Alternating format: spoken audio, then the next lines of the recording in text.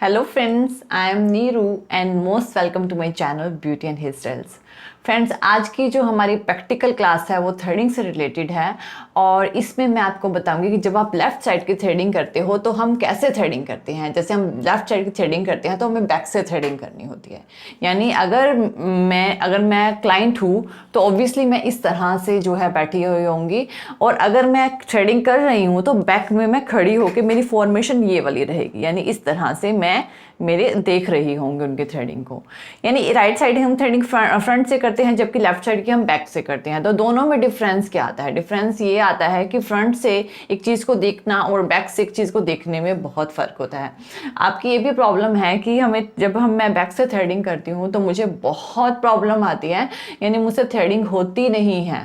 तो देखिए, जब भी मैं, जैसे कि मेरे पास थ्रेड है, इसके ओपन लूप मेरी माउथ में रहेगी, यहाँ से मैंने सपोर्ट लिया एंड देन 1 2 3 4 मैंने लूप लिया। जितना भी मेरे को ओपन एंड रखना है उतना मैं रख लूँगी। ओके, तो यहाँ से मैंने 4 टर्न लिए हैं। जब भी मैं बैक से थ्रेडिंग करूँगी, मीन्स टू से लेफ्ट साइड की थ्रेडिंग करूँगी, तो मेरी जो फॉर्मेशन है ये वाली रहेगी, ये वाली। ठीक है, यानी कि सबसे पहले ऊपर के बाहर निकालूंगी इस तरह से, देन साइड के, देन इस तरह से जो ऊपर के, पहले ये वाले बाल निकालूंगी, फिर ये वाले निकालूंगी, देन ऊपर के बाल निकालूंगी एंड देन मैं उनको होल्ड करवाऊंगी। होल्ड जिसमें जो मेरा राइट हैंड है वो मेरे लेफ्ट को इस तरह से होल्ड करेगा। ठीक है, एंड देन मैं नीचे की साइड से थ्रेड करना स्टार्ट करूंगी।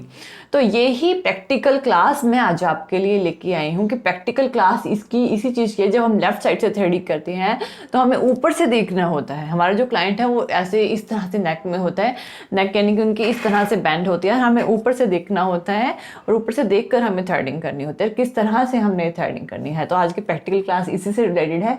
तो फ्रेंड्स, चलिए स्टार्ट करते हैं मेरे इस वीडियो के साथ और देखते हैं कि लेफ्ट से थ्रेडिंग आपको किस तरह से करनी है। तो फ्रेंड्स, चलिए स्टार्ट करें। सो फ्रेंड्स, जैसे कि आप देखिए हम इनकी लेफ्ट साइड की थ्रेडिंग कर रहे हैं। तो मेरा थ्रेड कैसे चल रहा है, मैं बैक से खड़ी हूँ और बैक से मैं अपने थ्रेड को चला रही हूँ। बिल्कुल स्लोली मैं इनके हेयर्स को, ऊपर के हेयर्स को रिमूव करने की कोशिश कर रही हूँ। सबसे पहले ऊपर के हेयर्स को रिमूव कर रही हूँ। और देखिए, जब भी ऊपर के हेयर्स को रिमूव करें तो थोड़े से, यानी कि हमें जो हेयर्स रिमूव करते हैं हमें लाइन से थोड़ा अपवर्ड डायरेक्शन में जाके इन्हें रिमूव करना पड़ता है। तो ये फॉर्मेशन हमारी रहती है। आप देखिए किस तरह से हमने रिमूव की। हमें जस्ट 1 मिनट भी नहीं लगेगा ऊपर के हेयर्स को रिमूव करने के लिए, जैसे कि आप देख रहे हैं बिल्कुल बहुत ही कम टाइम में। अब बिल्कुल लाइन के पास आ रहे हैं धीरे धीरे और उससे उनके हेयर्स को जो है हम रिमूव कर रहे हैं प्रॉपरली। और बहुत ही कम हेयर्स जो है मैंने ऊपर से निकाले हैं। क्योंकि इनकी थ्रेडिंग जो है वो ऑलरेडी काफ़ी पतली है। अगर मैं बहुत ज़्यादा हेयर्स एक साथ निकाल दूंगी तो इनकी थ्रेडिंग ऊपर से बहुत ज़्यादा पतली हो जाएगी और ये मुझे बिल्कुल भी नहीं करना है। तो इस चीज़ का आप बिल्कुल ध्यान रखें। अब मैं थोड़े से सेंटर की हेयर्स निकाल रही हूँ। आप देखिए, सेंटर की हेयर निकालते वक्त मेरा जो थ्रेड है वो डायगोनल चल रहा है।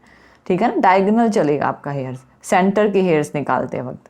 तो डायगोनल चलाया है और इसके जो भी एक्सेस हेयर हैं, सिर्फ और सिर्फ एक्सेस हेयर्स निकालने हैं। अगर थ्रेडिंग ऑलरेडी पतली है, इन्होंने ऑलरेडी कहीं से कराई थी तो जिसकी वजह से इनकी थ्रेडिंग काफ़ी पतली हो गई थी और इसी रीज़न की वजह से मैं बहुत ही कम क्वांटिटी में इनके हेयर्स को निकाल रही हूँ। और मुझे इनकी थ्रेडिंग में इस चीज़ का भी ध्यान रखना है कि कहीं इनकी थ्रेडिंग में और ज़्यादा पतली ना हो जाए। तो जैसे कि आप देख रहे हैं कि सेंटर के हेयर्स को हमने धीरे धीरे निकाला है, जिसमें इसको मैंने प्रॉपरली मेंटेन करके निकाला। अब मैं देखिए, इन्होंने अपने राइट हैंड से ऊपर से होल्ड किया है। अब आप देखिए, थ्रेड से हेयर्स को मैं पहले ऊपर किया है, मैंने क्या किया, थ्रेड से हेयर्स को पहले ऊपर किया और अब इनके हेयर्स को मैं निकालना स्टार्ट करूँगी। अब जितने भी छोटे छोटे हेयर्स हैं बिल्कुल एक्स्ट्रा हेयर्स ही हैं इनके निकालने के, तो ज़्यादा हेयर्स नहीं हैं। तो पीछे से, अब मैं हमें पीछे ही खड़ी हूँ और पीछे से ही सारे हेयर्स को निकाल रही हूँ। तो सबसे पहले टेल के हेयर्स निकाले हैं। टेल के क्यों निकाले हैं? क्योंकि इनकी थ्रेडिंग ऑलरेडी काफ़ी पतली थी और इनकी थ्रेडिंग करते वक्त मुझे बहुत मेंटेन करना पड़ा, बहुत ध्यान में रखना पड़ा। और जो साइड के हेयर्स हैं, अब इनकी टेल को मेंटेन रखते वक्त साइड के हेयर्स निकाले हैं। टेल छोटी नहीं होनी चाहिए, मैक्सिमम टू मैक्सिमम हेयर्स आपने टेल पे छोड़ने हैं ताकि इनकी थ्रेडिंग, जाकि जो आपका क्लाइंट है उनकी थ्रेडिंग ज़्यादा यानी कि लंबी रहे, लेंथ में रहे। अब हम धीरे धीरे निकालते वक्त सेंटर पे आ रहे हैं।